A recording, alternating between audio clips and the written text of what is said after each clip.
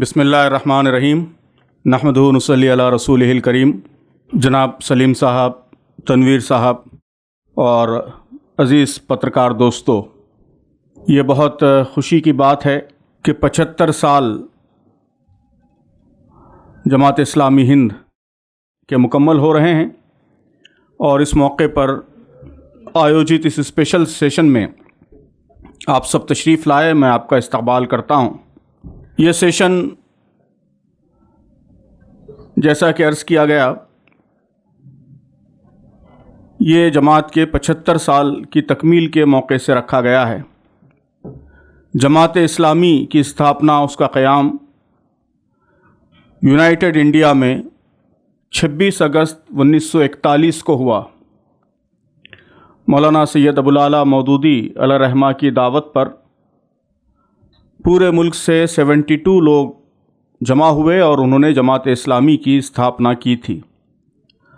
بعد میں جب ملک تقسیم ہو گیا 1947 میں، تو اس کے بعد جماعت کے جو ممبرز انڈیا میں رہ گئے وہ دوبارہ الہ آباد میں جمع ہوئے، اور انہوں نے نئے ہندوستان میں جماعت اسلامی ہند کی دوبارہ کلپنا کی، اس کا تصور پیش کیا، اور پھر نئے تصور کے ساتھ ایک انڈیپینڈنٹ آرگنائزیشن جماعت اسلامی ہند کے نام سے 16 اپریل 1948 کو قائم ہوئی۔ تو اس طرح 16 اپریل 2023 کو جماعت اسلامی ہند کے قیام کے 75 ایئرز 75 سال مکمل ہو رہے ہیں۔ عام طور پر 50 سال، 75 سال، 100 سال کے کمپلیشن پر، اس کے تکمیل پر آرگنائزیشنز، تنظیمیں وہ سیلیبریشنز کا، جشن کا اہتمام کرتی ہیں، لیکن جماعت نے اپنے ٹریڈیشن کے مطابق، اپنی روایت کے مطابق اس کو سیلیبریشن کا ٹاپک نہیں بنایا، بلکہ دو چیزوں کا اس کو ذریعہ بنانے کا فیصلہ کیا۔ ایک تو یہ کہ ہم ملک کے زیادہ سے زیادہ لوگوں تک پہنچیں گے، اور ان تک ہمارا میسیج کیا ہے، ہمارا سندیش کیا ہے، ہم کیا کام کر رہے ہیں، یہ بات ان تک پہنچائیں گے، اپنا انٹروڈکشن کرائیں گے، پریچے کرائیں گے۔ اور دوسرے یہ کہ ہم اپنا انٹراسپیکشن کریں گے، اپنا جائزہ لیں گے کہ 75 سال کے اس جرنی میں ہم نے کیا کھویا، کیا پایا، ہمارے اچیومنٹس کیا ہیں، ہمارے فیلورز کیا ہیں، کمزوریاں کیا ہیں، اور ہم اپنے اگلے سفر کو اور کیسے بہتر کر سکتے ہیں۔ تو اس کے لیے ملک کے تمام مقامات پر ہم ایسے چھوٹے بڑے اجلاس منعقد کر رہے ہیں، اس میں سماج کے ڈیفرنٹ سیکشنز کو انوائٹ کر رہے ہیں، اپنا پریچے ان کے سامنے رکھ رہے ہیں، اور پھر ان سے باتیں سن رہے ہیں۔ تو یہاں مرکز میں بھی دھارمک گروؤں کے ساتھ، ریلیجیس لیڈرز کے ساتھ، ملک کی پرومیننٹ لیڈیز کے ساتھ، خواتین کے ساتھ، اس طرح کے مختلف سیشنز یہاں ہو چکے ہیں۔ یہ سلسلہ اپریل تک جاری رہے گا۔ اسی سلسلے کے تحت آج آپ حضرات کو یہاں زحمت دی گئی ہے۔ تو پہلی گزارش یہ ہے کہ ہمیشہ پریس کانفرنس میں آپ لوگ سوالات کرتے ہیں، ہم جواب دیتے ہیں۔ آج ہم آپ سے سننا چاہتے ہیں۔ ہم اپنا پریچے بھی کرائیں گے، جماعت کا تعارف بھی کرائیں گے مختصراً، اسی کے لیے میں حاضر ہوا ہوں۔ ایک آدھا گھنٹہ میں جماعت کے کاموں کے بارے میں بتاؤں گا، اور اس کے بعد میں چاہوں گا کہ آپ اس پر تبصرہ فرمائیں۔ آپ جماعت کے بارے میں کیا سوچتے ہیں، آپ کے مشورے کیا ہیں، ہمارے جو اچھے اچیومنٹس ہیں اس کے بارے میں آپ کا کیا مشورہ ہے، اور اگر ہماری کچھ کمزوریاں ہیں جن کو ہمیں بہتر کرنے کی ضرورت ہے، اور آئندہ سفر میں اپنی کچھ ریفارمز کرنے کی ضرورت ہے، تو اس کے حوالے سے بھی ہم آپ کے مشورے سننا چاہتے ہیں۔ سماج کے تمام سیکشن سے ہم ان کی باتیں سن رہے ہیں۔ آج میڈیا کے لوگوں سے، جو سماج کا بہت اہم حصہ ہے، آپ تو ہر چھوٹی سی چھوٹی چیز پر نظر رکھتے ہیں، گہرائی سے نظر رکھتے ہیں، اس لیے آپ کے مشوروں کی بڑی اہمیت ہے، بڑی امپورٹنس ہے۔ تو میری گزارش یہی ہے کہ آپ اپنے قیمتی مشوروں سے اس اجلاس میں ہم کو نوازیں۔ سوال پہ زیادہ توجہ نہ ہو، کوئی سوال ہو تو اس کا بھی ہم جواب دے دیں گے، لیکن گزارش یہ ہے کہ سوالات سے زیادہ آپ کے مشورے، آپ کا انالیسس، اس سے آپ ہم کو فائدہ پہنچانے کی کوشش کریں۔ یہی آج کے سیشن کا اصل مقصد ہے۔ جماعت اسلامی ہند یہ ایک آئیڈیالوجیکل موومنٹ ہے، ایک نظریاتی تحریک ہے۔ اس کی جو دعوت ہے اس کا مختصر خلاصہ، سمری یہ ہے کہ جماعت اسلامی ہند ایک خدا کی بندگی کی دعوت دیتی ہے۔ اس کا اصل میسیج یہ ہے کہ ہم سب کا، سارے انسانوں کا، مسلمانوں کا، ہندوؤں کا، سکھوں کا، عیسائیوں کا، دلتوں کا، آدیواسیوں کا، نارتھ انڈینس کا، ساؤتھ انڈینس کا، سب کا پیدا کرنے والا ایک خدا ہے، ایک ہی مالک ہے ہم سب کا، اسی نے ہم سب کو پیدا کیا ہے اور اسی کی ہم کو بندگی کرنی چاہیے، اسی کی عبادت کرنی چاہیے، اسی کی اپاسنا کرنی چاہیے۔ اس کو لوگ الگ الگ نام سے پکار سکتے ہیں، لیکن اصلاً سب کا خالق، سب کا مالک، سب کا خدا ایک ہے۔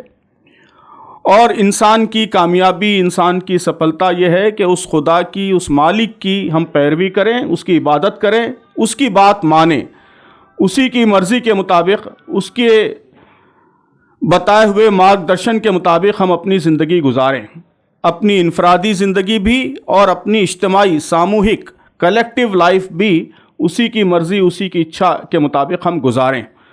تو جماعت کا اصل پیغام، اصل میسیج ہندوستان کے تمام لوگوں کے لیے، سارے انسانوں کے لیے یہی ہے، ایک خدا کی بندگی کی دعوت لے کر یہ تحریک اٹھی ہے۔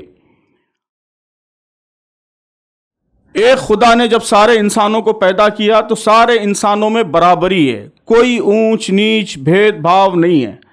تو خدا کی وحدت کے ساتھ ساتھ بنی نوع انسان کی وحدت، انسانوں کی وحدت، مانوتا کی وحدت، یہ بھی جماعت کے پیغام کا ایک اہم حصہ ہے کہ سارے انسان برابر ہیں، رنگ کی بنیاد پر، نسل کی بنیاد پر، ذات پات کی بنیاد پر ان کے درمیان کوئی اونچ نیچ، کوئی تفریق نہیں ہے، دولت کی بنیاد پر ان کے درمیان کوئی تفریق نہیں ہے، طبقات کی بنیاد پر ان کے درمیان کوئی تفریق نہیں ہے۔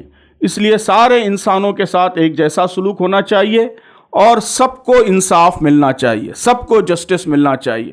اس ملک کے رہنے والے ہر انسان کو نیائے ملنا چاہیے، جسٹس ملنا چاہیے، مکمل جسٹس ملنا چاہیے۔ یہ جماعت کے پیغام کا بھی، اس کی کوششوں کا بھی اہم میدان، اہم محاذ ہے۔ جماعت سمجھتی ہے کہ خدا کی ہدایات کے مطابق اور خدا کے خوف کی بنیاد پر زندگی گزاری جائے گی، تبھی ہماری زندگی سفل ہو سکتی ہے، تبھی صحیح معنوں میں امن قائم ہو سکتا ہے، تبھی صحیح معنوں میں جسٹس قائم ہو سکتا ہے۔ قانون کی اور ایتھکس کی، ویلیوز کی، ان سب کی ایک سیما ہے، ایک لمٹ ہے۔ جب تک انسان کی انتراتما، انسان کا اندرون بیدار نہیں ہوتا، اس کے اندر خدا کا خوف پیدا نہیں ہوتا، اس وقت تک وہ ایک رسپانسبل زندگی نہیں گزار سکتا، سب کے ساتھ مساوی سلوک نہیں کر سکتا۔ اس لیے انسانوں کے درمیان خدا کا خوف پیدا ہونا، ایک روحانی چینج پورے ملک میں آنا، ایک اخلاقی تبدیلی پورے ملک کے اندر آنا، یہ انتہائی ضروری ہے۔ یہی جماعت کی کوششوں کا اصل محاذ، اصل فرنٹ ہے۔ تو یہ بہت ہی اختصار کے ساتھ میں نے جماعت کی دعوت کا، اس کے پیغام کا، اس کے سندیش کا خلاصہ بیان کیا ہے۔ جو لٹریچر آپ کو دیا گیا ہے اس میں اور تفصیل آپ کو ملے گی کہ اس کا کیا مطلب ہے، اس کی وضاحت کیا ہے۔ اب اس دعوت کی روشنی میں جماعت اس ملک میں کام کر رہی ہے۔ تو جماعت کی یہ کوشش رہتی ہے کہ ملک میں جو پالیسیاں بنیں اور ملک میں جو اجتماعی فیصلے کیے جائیں تو وہ بھی رسپانسبل فیصلے ہوں، تمام انسانوں کے ساتھ عدل، تمام انسانوں کے ساتھ جسٹس، یہ اس کی اصل بنیاد بنے۔ تو اس لیے جماعت مختلف پالیسیوں کے حوالے سے بھی اپنے موقف کو، اپنے سٹینڈ کو وقتاً فوقتاً کلیئر کرتی رہی ہے۔ پریس کانفرنسوں میں آپ حضرات تشریف لاتے رہے ہیں، اس میں بھی ہم نے مختلف مسائل پر اپنے موقف کا اظہار کیا ہے۔ تو میں بریفلی یہ بھی بتاؤں گا کہ جماعت کے موقف کی، جماعت کے سٹینڈ کی بنیادیں کیا ہیں۔ ظاہر ایک ایک واقعے پہ یا ایک ایک نیوز آئٹم پر ہمارا سٹینڈ کیا ہے وہ تو پریس کانفرنس میں ہم بیان کرتے رہتے ہیں، لیکن اس کی بنیادیں کیا ہیں، اس کے فاؤنڈیشنز کیا ہیں، یہ بھی میں بہت ہی اختصار کے ساتھ بیان کروں گا۔ جہاں تک پولیٹکس کا تعلق ہے، سیاست کا تعلق ہے، جماعت کا اصل جو سلوگن ہے یا اس کا جو اصل مقصد ہے وہ یہ ہے کہ سیاست ہماری وہ اخلاقی قدروں کی بنیاد پر استوار ہونی چاہیے، مورل ویلیوز، نیتک مولیہ، ان کی بنیاد پر ہماری سیاست، ہماری پولیٹکس، ہماری راجنیتی، اس کی استھاپنا ہونی چاہیے، اس کو اورینٹیشن دیا جانا چاہیے۔ ہم یہ سمجھتے ہیں کہ ہماری پولیٹکس کا، ہماری سیاست کا سب سے بڑا کرائسس، سب سے بڑا بحران یہ ہے کہ ہماری پولیٹکس تیزی سے کمرشلائز ہوتی جا رہی ہے۔ کمرشل انٹرسٹ، انسانوں کا فائدہ اور انسانوں کا انٹرسٹ، اس ملک کے شہریوں کا انٹرسٹ، اس کے بجائے کمرشل انٹرسٹ یہ ہماری پولیٹیکل پالیسیز کو اورینٹ کر رہا ہے، اس کو ڈیسائیڈ کرنے والا فیکٹر بنتا جا رہا ہے. تو کمرشلائزیشن، اور پھر اس کے بعد کرمنلائزیشن، کہ بڑے پیمانے پہ پولیٹکس میں کرمنلز داخل ہو رہے ہیں. کرمنلز کا مطلب وہ لوگ بھی ہیں جو ملک کی دولت لوٹتے ہیں، جو ریپ کرتے ہیں، جو انسانوں کا قتل کرتے ہیں. اور کرمنلز کا مطلب یہ بھی ہے کہ وہ لوگ جو ہیٹ اسپیچز کرتے ہیں، جو مختلف کمیونٹیز کے درمیان نفرت پھیلاتے ہیں، ان کو لڑاتے ہیں. کمیونٹیز کو، اس ملک کے مختلف طبقات کو لڑانا اور ان کے درمیان دوری پیدا کرنا، اسی کو وہ پولیٹکس سمجھتے ہیں، اپنے پولیٹیکل انٹرسٹ کو اسی سے وابستہ کرتے ہیں. تو ہم سمجھتے ہیں کہ یہ ساری چیزیں کرمنلائزیشن کا پارٹ. بدقسمتی سے کرمنلائزیشن آف پولیٹکس کی جو ڈیبیٹ ہے وہ صرف چند کرائمز تک محدود ہو کر رہ گئی ہے. کہ کوئی ریپ کرتا ہے تو ہم سمجھتے ہیں کہ وہ کرمنل ہے. یقیناً وہ کرمنل ہے، بڑا کرمنل ہے. لیکن اس کے ساتھ ساتھ اگر کوئی لوگوں کے درمیان لڑائی لگاتا ہے، نفرت پھیلاتا ہے، غلط فہمی پھیلاتا ہے، جھوٹ پھیلاتا ہے، لوگوں کے درمیان دشمنی پیدا کرتا ہے، تو وہ بھی کرمنل ہے، وہ بڑا کرمنل ہے، وہ ملک کا بڑا دشمن ہے. تو کمرشلائزیشن اور کرمنلائزیشن اور کمیونلائزیشن، یہ تینوں سی کو ہم پولیٹکس کے بڑے کرائسس سمجھتے ہیں، انڈین پولیٹکس کے بڑے کرائسس سمجھتے ہیں. تو ملک کی جو سیاست ہے وہ اخلاقی قدروں، نیتک مولیوں کی بنیاد پر چلنی چاہیے. یہ ہمارا بہت ہی اہم پیغام ہے. اور ہماری اب تک کی جو پولیٹیکل اسٹرگل رہی ہے اس ملک میں، جو سیاسی جدوجہد رہی ہے، اس کی اہم بنیاد یہی رہی ہے کہ ایسے لوگ سیاست میں آئیں جو اخلاقی قدروں میں یقین رکھتے ہیں، جن کا کیریکٹر اچھا ہے اور جن کا کردار صاف ستھرا ہے، جو نفرت اور بھید بھاؤ اور تفریق سے اوپر اٹھ کر سارے انسانوں کی بھلائی کے لیے سوچتے ہیں. ایسے لوگوں کو پولیٹکس میں پروموٹ کیا جائے، ایسے لوگوں کو آگے لایا جائے. یہ گویا ہماری سیاسی جدوجہد کی اصل بنیاد ہے. اسی طرح اکنامی میں ہم سمجھتے ہیں کہ اکنامی، ہمارے ملک کی اکنامک پالیسیز کا اصل مقصد اکنامک جسٹس ہونا چاہیے. دونوں چیزوں پر توجہ ہونی چاہیے. ویلتھ کے پروڈکشن پر بھی توجہ ہونی چاہیے، اور جو ویلتھ پروڈیوس ہو رہی ہے اس کے ڈسٹریبیوشن پر بھی توجہ ہونی چاہیے. ایک طرف ہمارے ملک میں ایسے لوگ ہیں جو صرف ڈسٹریبیوشن پر یقین رکھتے ہیں.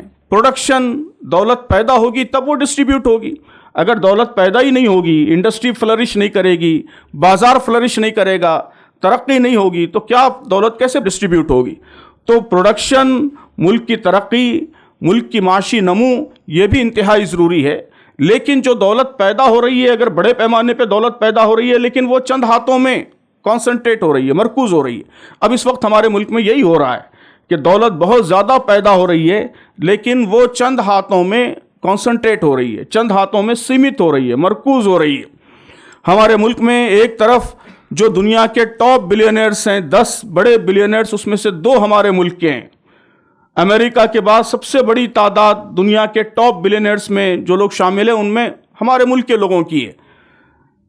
برطانیہ سے، برٹین سے زیادہ، فرانس سے زیادہ، یورپ سے زیادہ، جاپان سے زیادہ ٹاپ 10 بلینئرز میں ہمارے ملک کے لوگوں کی نمائندگی ہے. لیکن دوسری طرف دنیا میں جتنے غریب ترین لوگ ہیں اس میں آدھی آبادی ہمارے ملک کی ہے. تو گویا دولت پیدا ہو رہی ہے لیکن اس کے باوجود غربت ختم نہیں ہو رہی ہے. وجہ یہی ہے کہ جو دولت پیدا ہو رہی ہے وہ چند ہاتھوں میں کانسنٹریٹ ہو رہی ہے. تو ہم ایسی پالیسیز سجیسٹ کرتے ہیں اور ایسی پالیسیز کے لیے اس ملک میں بیداری لانے کی کوشش کر رہے ہیں کہ جس سے ایک طرف دولت بڑے پیمانے پر پیدا ہو، ترقی ہو، ہمارے ملک کا GDP بڑھے، انڈسٹری فلرش ہو، اور اس کے ساتھ ساتھ جو دولت پیدا ہو رہی ہے وہ پراپرلی ڈسٹریبیوٹ ہو اور امیروں سے غریبوں کی طرف دولت جائے، غریبوں سے امیروں کی طرف نہ جائے. تو ہمارے ملک کی ساری policies, taxation policies, monetary policies, budget, وہ سب اس طرح بنے، اسپینڈنگ اس طرح ہو کہ اس کے نتیجے میں دولت کا پراپر ڈسٹریبیوشن ہو. تو ہم برابر ایسی پالیسیز سامنے لاتے ہیں، سجیسٹ کرتے ہیں. بجٹ کے بعد جب بھی پریس کانفرنس ہوتی ہے اس میں ہم جو تبصرہ کرتے ہیں آپ کے علم میں ہے کہ ان سب کا مقصد یہی ہوتا ہے کہ اس طرح کی پالیسیز کی طرف ملک کو متوجہ کیا جائے. تعلیم میں ہم چاہتے ہیں کہ ہماری جو تعلیم ہے، ایجوکیشن سسٹم ہے، وہ مورل ویلیوز کی بنیاد پر ہو، اخلاقی قدروں کی بنیاد پر ہو. اخلاقی قدریں ہماری تعلیم کی اہم بنیاد بنیں. تو مختلف مسائل پر جماعت اس طرح اسٹینڈ لیتی ہے اور ملک کے لوگوں کو ایجوکیٹ کرنے کی اور اس رخ پر پالیسیز کو آگے بڑھانے کی کوشش کرتی ہے. جو لٹریچر آپ کو دیا جا رہا ہے اس میں اور بھی مسائل پر ہماری پالیسیز کیا ہیں، ہمارا موقف کیا ہے، اس کی وضاحت آپ کو ملے گی.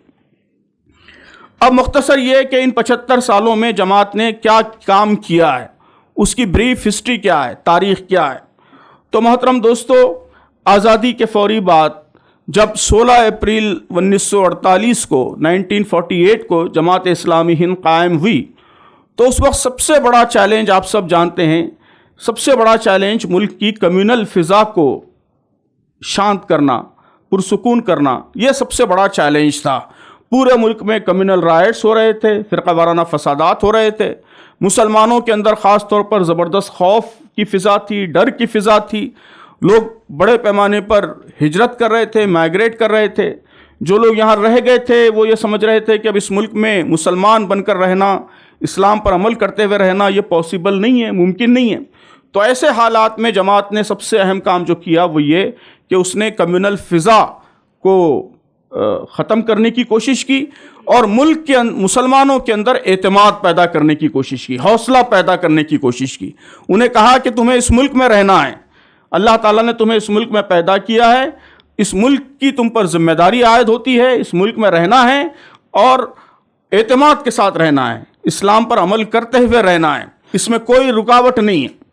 اس ملک کے حوالے سے ہم پر ذمہ داری عائد ہوتی ہے، اس ملک کو ترقی دلانا، یہاں کے انسانوں کی بھلائی کی فکر کرنا، ان تک اسلام کا پیغام سندیش پہنچانا اور ان کی بھلائی کی فکر کرنا، یہ ہماری اصل رسپانسبلٹی ہے، یہ اصل ہماری ذمہ داری ہے. اس ذمہ داری سے ہم بھاگ نہیں سکتے.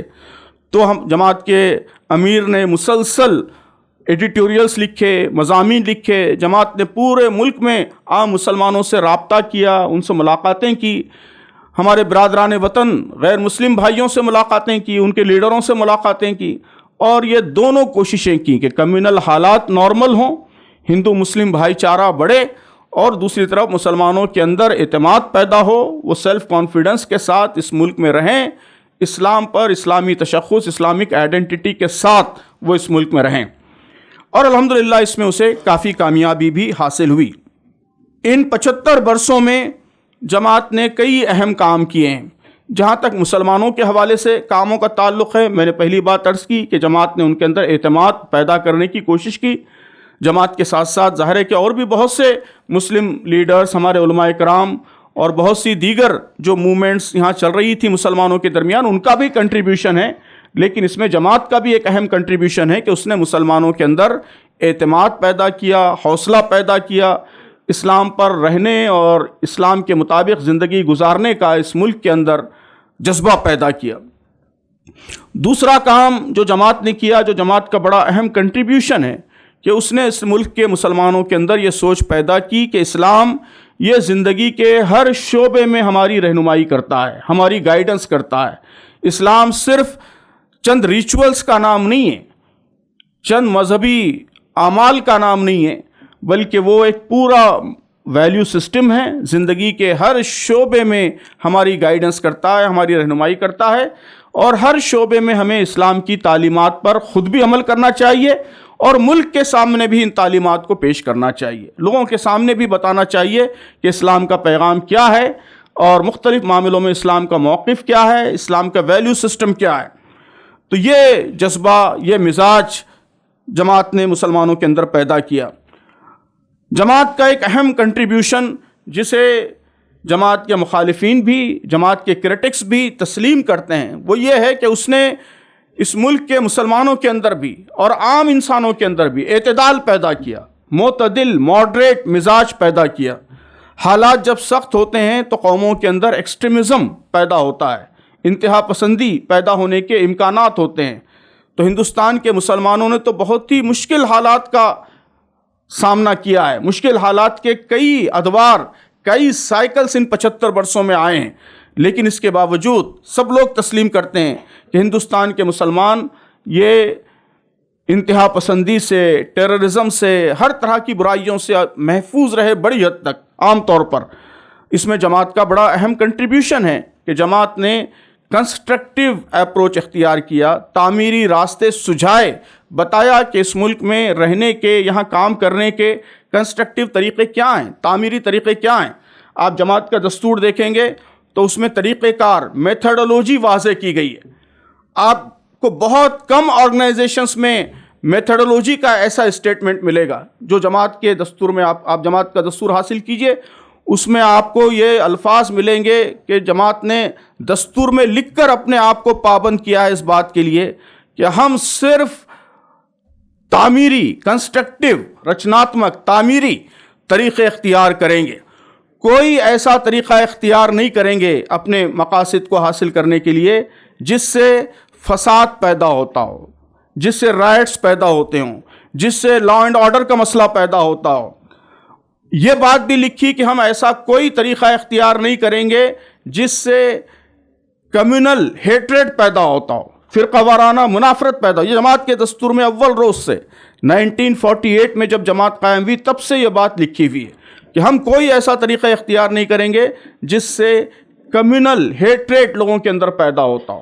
تو ہمارے مقاصد بھی بہت اعلیٰ، بہت ہی تعمیری ہوں گے، اور مقاصد کو حاصل کرنے کے لیے جو میتھڈولوجی، جو طریقہ ہم اختیار کریں گے وہ بھی رچناتمک، تعمیری، کنسٹرکٹیو طریقہ ہوگا، اور ایسا کوئی میتھڈ ہم اختیار نہیں کریں گے جس سے سماج میں انارکی پیدا ہوتی ہو، انتشار پیدا ہوتا ہو، تو کمیونل ہیٹریڈ پیدا ہوتا ہو، طبقاتی کشمکش۔ یہ لفظ بھی لکھا ہوا ہے دستور میں کہ سوسائٹی کے دو سیکشنز کے درمیان کوئی کنفلکٹ پیدا ہو جاتا ہو، ایسا طریقہ بھی ہم ہرگز اختیار نہیں کریں گے۔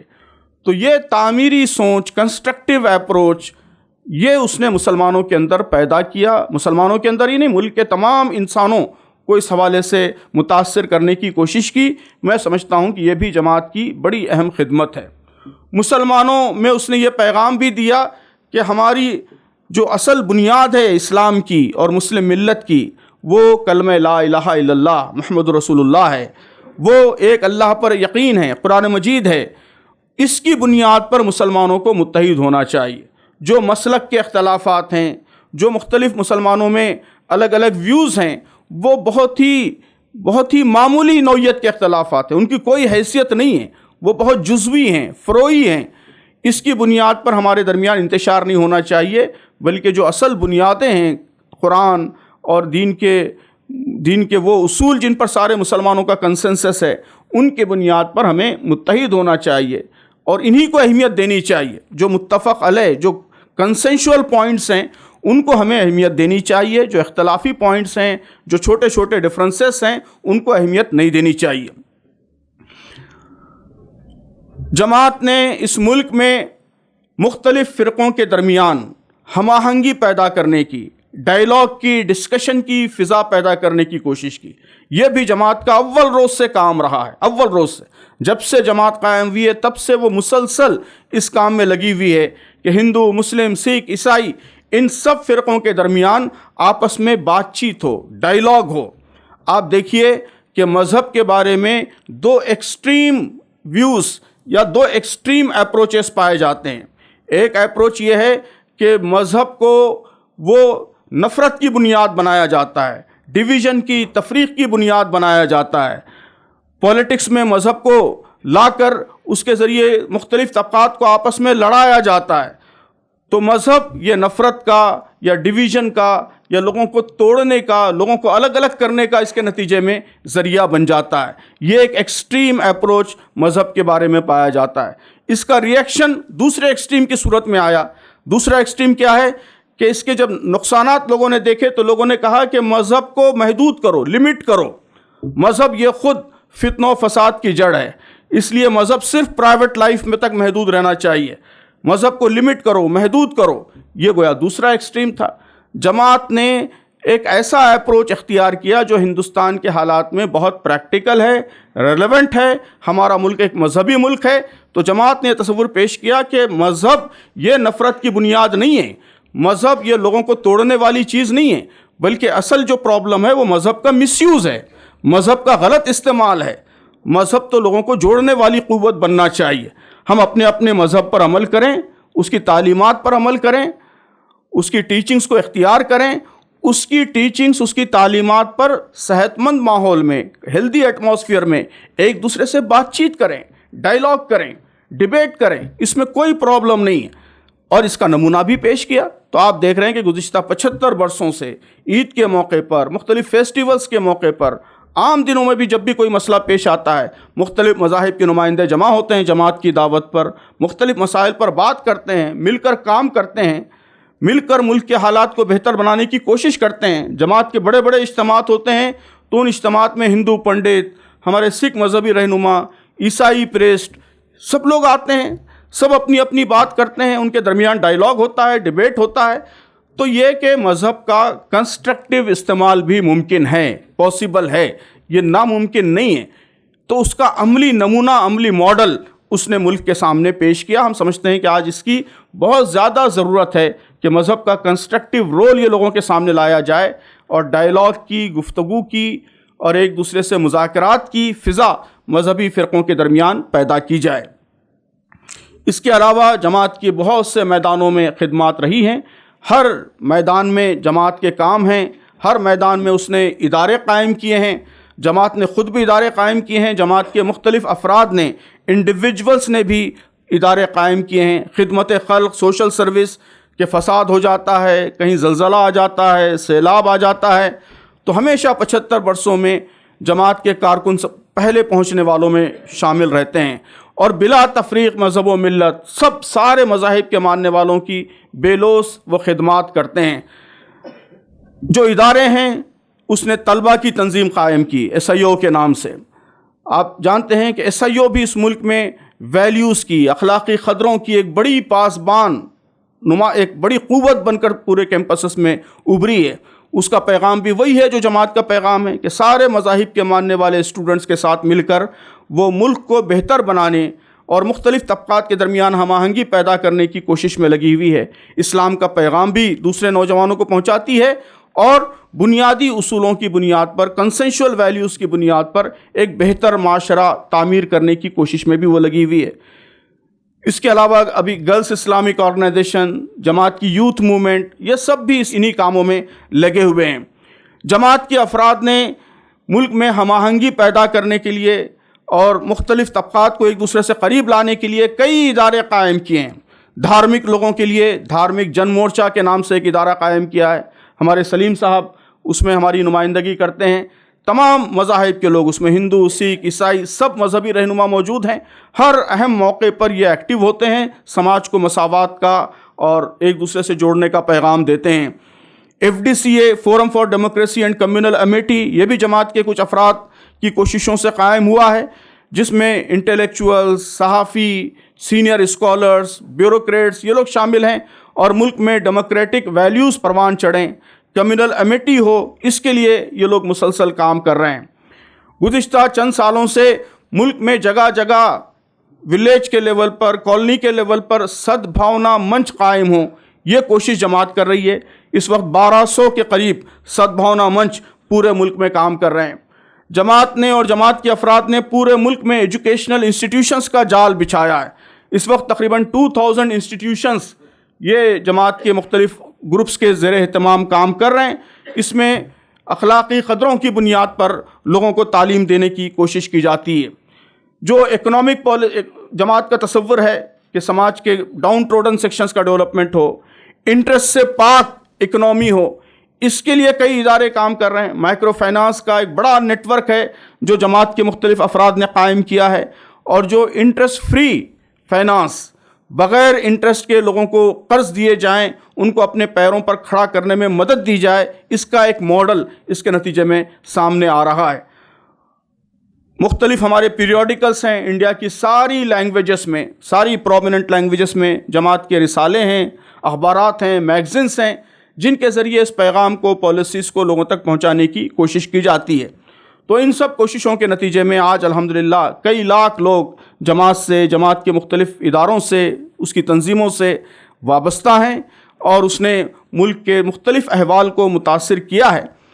تو یہ بہت ہی اختصار کے ساتھ میں نے جماعت کی دعوت، پھر امپورٹنٹ ایشوز پر جماعت کا اسٹینڈ، موقف، اس کی بنیادیں، جماعت کی مختصر تاریخ، اس کی خدمات اور اس کے کنٹریبیوشنز، ان سب عنوانات پر بہت ہی اختصار کے ساتھ کچھ باتیں آپ کی خدمت میں رکھی ہیں، اور جیسا کہ میں نے عرض کیا کہ اب ہم آپ سے سننا چاہتے ہیں اصلاً، تو آپ تبصرہ فرمائیں، جو اچھی چیزیں ہیں تو اس کو بھی بتائیں تاکہ ہماری ہمت افزائی ہو، ان کو اور ہم آگے بڑھائیں، اور اگر کوئی کمزور پہلو آپ کو محسوس ہوتے ہیں، آئندہ کسی اور چیز پر توجہ کی ضرورت محسوس ہوتی ہے تو اسے بھی آپ بیان کریں۔ آپ کے مشوروں کی بڑی اہمیت ہے۔ اب ہماری میقات بھی مکمل ہو رہی ہے، نئی میقات میں نیا پالیسی پروگرام، نیا منصوبہ بنے گا، تو آپ کے ان مشوروں کو انشاءاللہ ضرور پیش نظر رکھا جائے گا۔